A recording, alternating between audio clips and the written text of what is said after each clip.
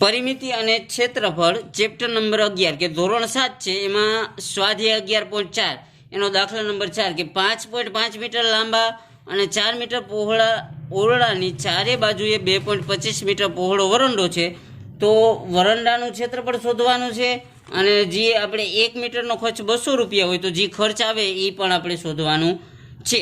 તો આપણે એક અહીંયા આવી રીતના આપેલું હોય 5.5 મીટર અને એની ફરતે હે 2.25 મીટરનો વરંડો કે અહીંયા એક ઓરડો છે એની ઉપર ઓરડો એટલે કે રૂમ છે એની ચારે બાજુ 2.25 મીટરનો એક વરંડા જેવું વારવામાં આવ્યું છે. તો બે લંબચોરસ બને, એક ABCD MNOP. મોટામાંથી નાનું ક્ષેત્રફળ બાદ કરો એટલે જે વધે એ આપણે વરંડાનું ક્ષેત્રફળ મળે. તો પહેલાં મોટા માટે AB શોધવું પડે. તો અહીંયા લખી કે ABCD માટે AB આવડવું જોઈએ ને AD આવડવું જોઈએ, કારણ કે લંબચોરસ છે તો એક લંબાઈ જોઈએ ને એક પહોળાઈ જોઈએ. AB લંબાઈ છે તો AB બરાબર, હવે આમાં જોઈએ તો આટલું 5.5 છે, આ 2.25 કે વરંડાનું ક્ષેત્રફળ માટે 2.25 જ કીધું તો આટલું 2.5, ઓલો 2.25, આ 5.5 ને આ 2.25.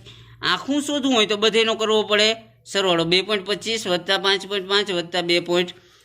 તો અહીંયા લખી નાખી કે 2.25 વત્તા 5.50 લખો તો હાલે, પોઈન્ટ પછી તમે 0 એડ કરી દો તો કોઈ ફેર પડે નહીં, અને વત્તા 2.25 એમનો આ બધેનો સરવાળો કે AB બરાબર આ બધેનો સરવાળો કર્યો 2.25 વત્તા 5.50 વત્તા 2.25 કે આ બધેનો સરવાળો 10 થાય કે અહીંયા આગળ મારી ભૂલ રહી ગઈ હતી એટલે આ થાય 10. હવે AD બરાબર આ બધેનો સરવાળો 4 વત્તા 2.25 વત્તા 2.25, એક સીધું લાકડું હોય આટલાનું માપ 4 કીધું હોય, આટલાનું આલી સાઈડનું 2.25 હોય ને આલી સાઈડનું 2.25 હોય, આખું શોધવું હોય તો બધેનો કરી સરવાળો. તો આમાં આટલું હે 4, આટલું 2.25 ને આટલું 2.25, તો આખું શોધવું હોય તો કરી સરવાળો. તો 4 વત્તા 2 વત્તા 2 એટલે 4 ને 4 8 ને 0.50 કે AD આવશે 8.50. હવે લંબાઈને પહોળાઈ આપણે મળી ગઈ, લંબાઈને પહોળાઈ હોય એટલે ક્ષેત્રફળ શોધી લેવાનું. તો અહીંયા લખી કે ક્ષેત્રફળ બરાબર L × B કે લંબાઈ ગુણ્યા પહોળાઈ.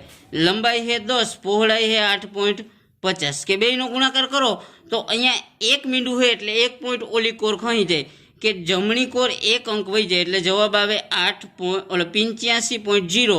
તો ખાલી 85 કહી શકો, મીટર હોય તો મીટરનો વર્ગ, સેમી હોય તો સેમીનો વર્ગ, કે આ બેનો ગુણાકાર 85 આવે. હવે બીજું જોઈએ તો નાનું આપેલું છે કે નાના લંબચોરસ માટે કે MNOP માટે કે નાનું લંબચોરસ MNOP છે તો અહીંયા લખવાનું MNOP માટે લંબાઈને પહોળાઈ ઓલરેડી આપેલું કે લંબાઈ 5.5 ને પહોળાઈ 4. તો અહીંયા લખો લંબાઈ 5.5 ને પહોળાઈ છે 4. હવે ક્ષેત્રફળ શોધવું હોય તો બેનો કરવાનો ગુણાકાર કે ક્ષેત્રફળ બરાબર લંબાઈ ગુણ્યા પહોળાઈ કે L ગુણ્યા B. લંબાઈ 5.5 છે, પહોળાઈ 4 છે, બેનો ગુણાકાર કરી તો 20 ને 2 22, એક પછી પોઈન્ટ એટલે 22 થાય. 5.5 ગુણ્યા 4 કરો એટલે 22, મીટર હોય તો મીટરનો વર્ગ ને સેમી છે એટલે સેમીનો વર્ગ આવશે. હવે આપણે વરંડાનું ક્ષેત્રફળ શોધવું હોય ને તો આકૃતિ જોવો એટલે સમજાઈ જાય કે આ વરંડાનો ભાગ જે આ બહારનો ભાગ દેખાય ને આ બધો એ વરંડાનો છે. તો આમાં બે લંબચોરસ દેખાય કે ABCD અને MNOP. ABCD મોટો લંબચોરસ છે, MNOP નાનો લંબચોરસ છે.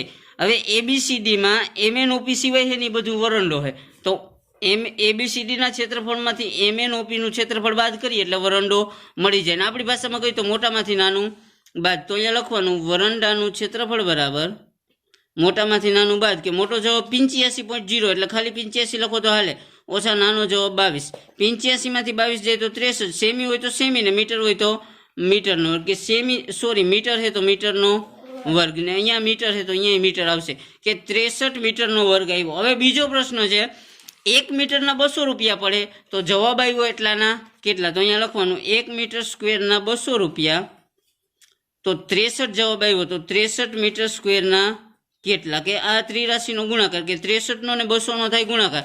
તો અહીંયા લખવાનું 63 ગુણ્યા 200, આનો ગુણાકાર આવડે એટલે રૂપિયા આપણે મળી જાય. 63 દુ 126 ને વાહે 2 મીંડા એટલે 12,600 રૂપિયા થાય કે છેલ્લો જવાબ આપણને મળે 12,600.